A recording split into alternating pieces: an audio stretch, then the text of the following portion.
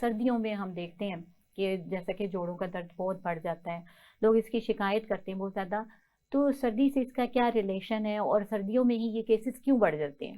जी बिस्मिल्लाहिर्रहमानिर्रहीम। आर्थराइटिस जैसे कि उसके नाम से ही ज़ाहिर हो रहा है कि इन्फ्लामेशन चल रही है, सोजिश चल रही है। हम्म, और ये ज़्यादातर उन लोगों में होता है कि जिनमें टेंडेंसी होती है कि इन्फ्लामेशन की, या कुछ पहले हिस्ट्री, बैक हिस्ट्री चल रही होती है कि कुछ ना कुछ इंजरीज आई, या हम लोग अपने ओल्ड एज के लोगों को देखते हैं कि ऑस्टियोपोरोटिक चेंजेस चल रही होती हैं, जिसको हम कहते हैं कि हड्डियों का भुरभुरा हो जाना। हम्म, और इसमें ये होता है कि ये चीज़ें एग्जैजरेट कर जाती हैं जब ठंडी हवा के साथ एक तो प्रेशर उसका कम हो गया, एयर प्रेशर कम हो गया, सही। एयर टेम्परेचर कम हुआ, और हमारा जो ये जितना भी मस्कुलर सिस्टम है वो सारा भी है एक्सपेंशन की तरफ जाता है। हम्म, कि वो जब लिगामेंट्स एक्सपेंड कर जाते हैं, मतलब कॉन्ट्रेक्शंस आपके मसल्स की आ रही हैं, डिस्टल एरियाज को ब्लड सर्कुलेशन नहीं पहुंच रही है, तो उसमें भी ये होता है कि जिन लोगों की इम्यूनिटी नहीं होती है इस तरह से, तो वो इन सब तकलीफों के साथ आना शुरू होते हैं कि जॉइंट पेन्स आ गई हैं, स्वेलिंग्स आ रही हैं, नमनेस आ रही है, पेन आ रही है, स्टिफनेस आ रही है।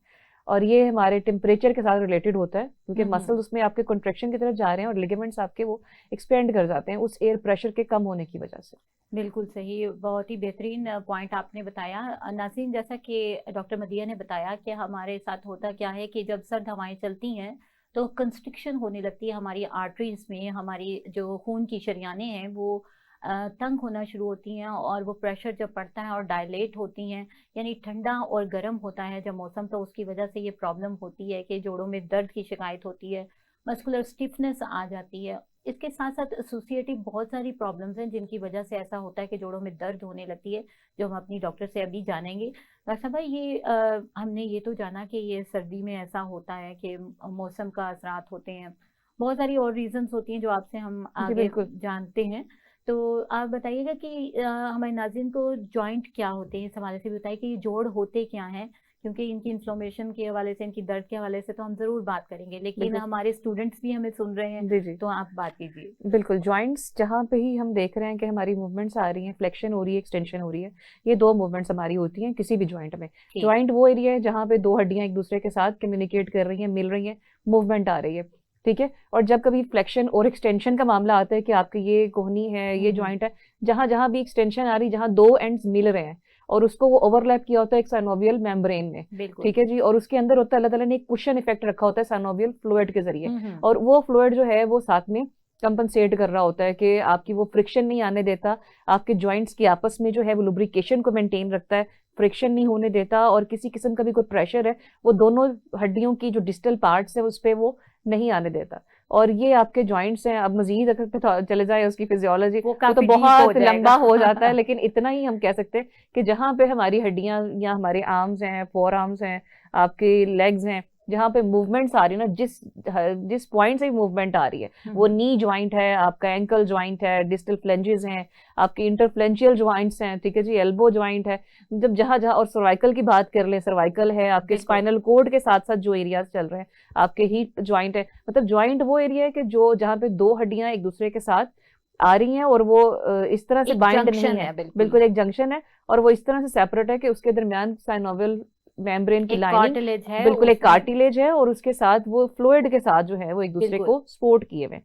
तो ये हमारे एक छोटी सी ब्रीफ सी बिल्कुल, है जी ये बिल्कुल एक्सप्लेनेशन आपने इसकी जॉइंट की। एनाटमी और बिल्कुल। फिजियोलॉजी हमें बिल्कुल। और बताई। इसी में अगर कुछ चेंजेस आएंगी, कुछ पैथोलॉजिकली चेंजेस आते हैं, कोई भी रीजन हो सकती है। डेफिनेटली, जैसे बिल्कुल। अभी आपने बात की साइनोवियल फ्लूइड के हवाले से बिल्कुल। बात की, तो पैथोलॉजी की हम चूंकि अब बात जी जी। करते हैं, तो जब पैथोलॉजी नाजरीन डिस्टर्ब होती है तो तभी ऐसा होता है कि प्रॉब्लम सामने आती है और बीमारी जो है वो सामने आती है, डिजीज बन जाती है, तो पैथोलॉजी की वजह से होता है कि पैथोलॉजी चेंज होती है इंसान की।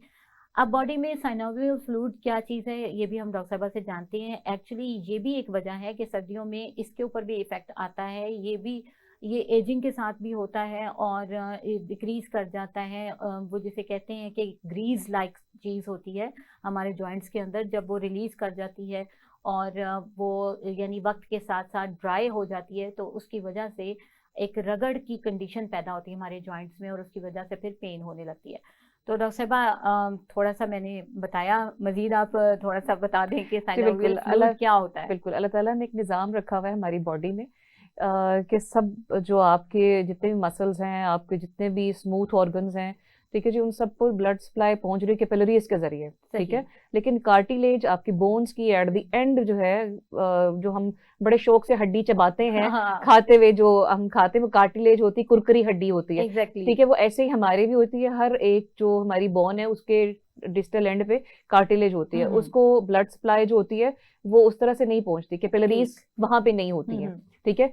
तो जो अल्लाह ताला के एक सिस्टम है, लिम्फेटिक्स हैं, और लिम्फेटिक्स के साथ आपके जॉइंट्स के अंदर वो जो साइनोवियल फ्लूइड है उसके जरिए से उसकी नरिशमेंट का अल्लाह ताला ने एक रखा हुआ सिलसिला, ठीक है। ठीक है जी। और दैट आपके इज अ जो पॉकेट ऑफ फ्लूइड। बिल्कुल वो फ्लूइड है और उसकी एक खास कंपोजिशन है, ठीक। और उसमें लिम्फेटिक जो वेस्ट मटेरियल है वो उसमें आता भी है, वहां से ड्रेनेज आपके लिम्फेटिक्स के जरिए भी हो जाता है, लेकिन डायरेक्टली वहां पे ब्लड सप्लाई नहीं होती है। और जब हम लोग देखते हैं कि ओल्ड एज में जब पेशेंट कंप्लेन लेके आता है और उनकी नी ज्वाइंट का मोस्ट कॉमनली इशू आता है कि जहाँ पे वो कहते हैं जी वो डिस्टेंस कम हो गया, गैप कम हो गया, नी कैप, एग्जैक्टली। ठीक है, वो नी कैप की वहां पे फ्रिक्शन रगड़ आ रही होती है, और वो वहां पे वो जो साइनोवियल फ्लूइड हमें सबसे पहले कम वहीं पे होता नजर आता है, सही। ठीक है। वो जब गैप कम होता है तो आप देखते हैं कि वो जो पॉकेट है वो खत्म होके वो साथ मिल रही होती है कार्टिलेजेस, जहाँ पे फ्रिक्शन आ रही होती है। तो ये साइनोवियल फ्लूइड तो हमारा बहुत ही इंपॉर्टेंट है ठीक हो ऑर्गन, जो गया। हमें नी और ज्यादा हमें नी में इसको क्लियरली देखने में मिलता है, क्लियरली देखने में मिलता है, बिल्कुल है, एक वो पाउच की सूरत में पाउच नजर की आता सूरत है। में होता है, बिल्कुल जी। और ये एक लुब्रिकेंट के तौर पे काम हम्म करता है। नाजरीन, जो साइनोवियल फ्लूइड होता है, मैं चाहूंगी कि आपको बताती चलूं कि अमेरिकन जो स्कूल ऑफ रूमेटोलॉजी है उसके मुताबिक ये प्रोग्रेसिव किस्म की डिजीज होती है आर्थराइटिस, और तकरीबन 40 के बाद सामने आती है। तो यहाँ आप क्या कहती हैं डॉक्टर साहबा, क्योंकि हम सुनते हैं कि ये प्रोग्रेसिव होती है और एजिंग के साथ आती है, तो क्या एज के साथ वाकई ताल्लुक है या किसी भी एज में हो सकता है ये? देखिए, एजिंग आपकी आपकी जैसे जैसी बॉडी के अंदर पैथोलॉजिकल चेंजेस आ रही हैं, एजिंग आपकी 30s पे भी स्टार्ट हो जाती है, सही। एजिंग 40 पे भी स्टार्ट हो जाती है, बिल्कुल। डिपेंड करता है उस पेशेंट के ऊपर। ठीक। कई पेशेंट हमारे पास मतलब ओस्टियोप्रोटिक चेंजेस और वो जो क्रिस्टलाइजेशन हो रही होती है, सनोवियल फ्लूइड के अंदर क्रिस्टल फॉर्मेशन होना शुरू हो जाती है, ठीक है। बिल्कुल। वो जरूरी नहीं है, डिपेंड करता है कि बहुत अच्छी आपकी डाइट है, आपकी बहुत अच्छी रेजीम है, आपका लाइफस्टाइल इतना अच्छा है कि आप उसको 60 तक भी एक्सटेंड कर सकते हैं। बाद सेडेंटरी लाइफस्टाइल लेके आ रहे हैं तो वो 30 पे भी वो चेंजेस हमारे पास लेके आ रहे हो, तो जो हमें 60 पे मिलनी यानी चाहिए। ये किसी भी एज में किसी हो भी सकता एज में है। हो सकता है, डिपेंड कर रहा है उस पेशेंट के ऊपर, उस अच्छा, बंदे के ऊपर। मोस्टली आप मेल्स में देखते हैं या फीमेल्स में ये इश्यूज ज्यादा होते हैं? बिल्कुल, फीमेल में ज्यादा इश्यूज आ रहे होते हैं। सही। ठीक हो गया। अच्छा डॉक्टर साहबा, अब ये हमने बात की आर्थराइटिस के हवाले से बात हुई, तो आर्थराइटिस आपने बता ही दिया कि ये इन्फ्लामेशन है, जी सोजिश जी। है। अब जहाँ पर सोजिश आ जाती है, हमारा जोड़ जो है वो सोजिश का शिकार हो गया, वहाँ आर्थराइटिस हो गया, तो डेफिनेटली कोई सिम्टम्स सामने आती हैं, तो वो कौन सी अलामात होती हैं कि जो कि पता चलता है कि इसे आर्थराइटिस है?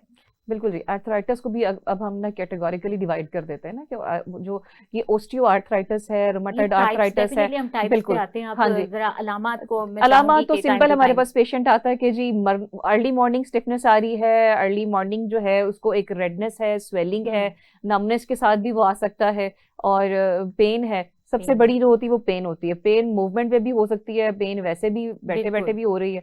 तो ये सब सिम्टम्स होती हैं जो कि बहुत कॉमन सिम्टम्स पेशेंट हमारे पास कॉमन आते सिम्टम्स है, बिल्कुल हैं। सही बिल्कुल बात है। और स्पेसिफिक सिम्टम ही यही है कि यही होती है, स्टिफनेस पेन, प्लस पेन। बिल्कुल।